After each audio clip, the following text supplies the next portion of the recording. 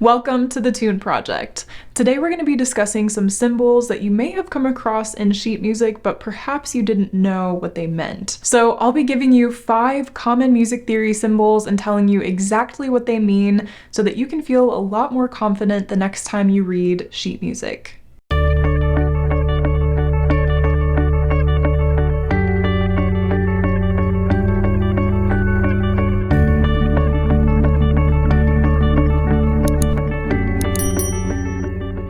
Hi, I'm Lauren, a professional violinist and fiddle player currently living in Nashville, Tennessee, and I help thousands of people achieve their violin and fiddle goals.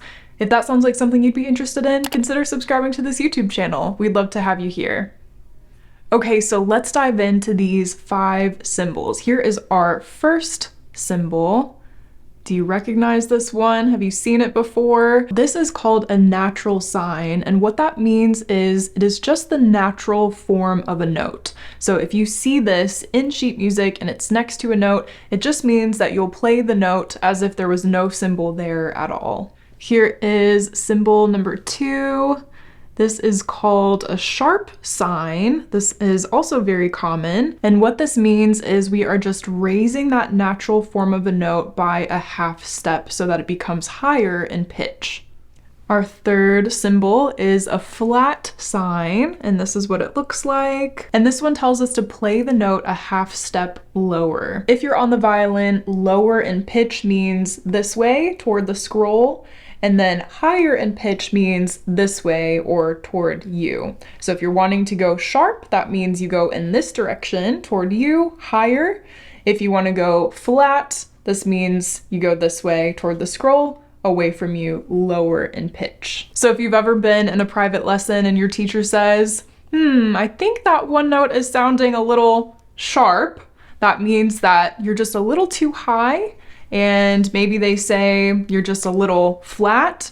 Well, that means, of course, that you're just a little too low and you can adjust accordingly. But knowing these two especially can be really helpful because they also allow you to identify your own intonation, whether you're sharp or flat, and you can make those adjustments as needed.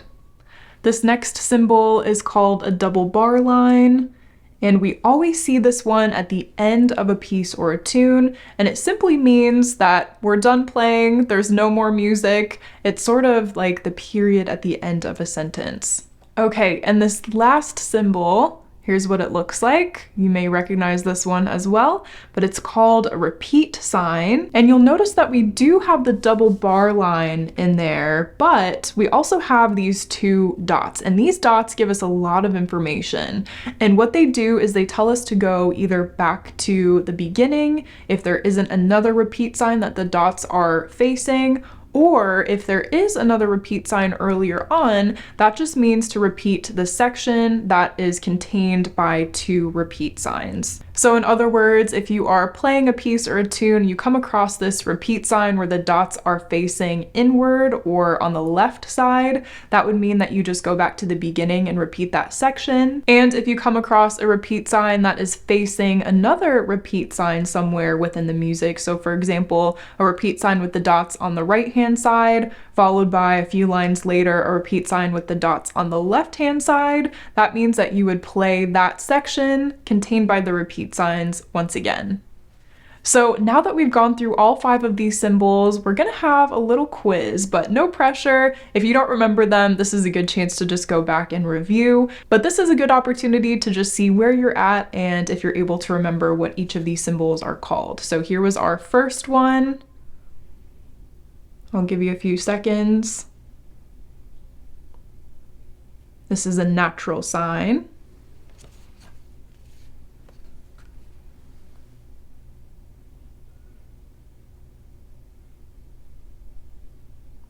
Sharp sign.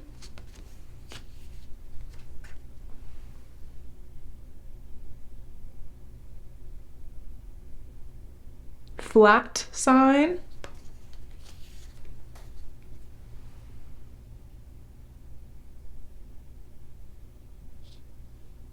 Double bar line. And finally, repeat sign. So if there were any of those symbols that when I put them up on the screen, you didn't quite remember what they were called, or maybe you had to spend a little bit more time thinking, those are the symbols that you'll want to go back and review. So those were the 5 symbols that commonly show up in sheet music, and if you didn't know what they meant previously, now you do, and hopefully you'll feel a little bit more confident the next time you go to read a piece of music. Now, I always recommend getting flashcards like these to practice your symbols and music theory terms. It's a really great way to just test yourself and make sure that you're staying familiar with all of these terms and symbols. And also, I would recommend drawing the symbols as well. And that way, not only are you practicing identifying these symbols, but you're also practicing drawing them, which is a very handy skill to have. Well, I hope that this video was helpful for you. If it was, a thumbs up really helps it to reach more people. Thanks so much for watching, and I hope to see you in the next video. Happy practicing. Many of the tunes that I teach here on the Tune Project are selected by my Patreon members. So if you'd like to have a say in the tunes that are featured on this channel, consider joining us on Patreon.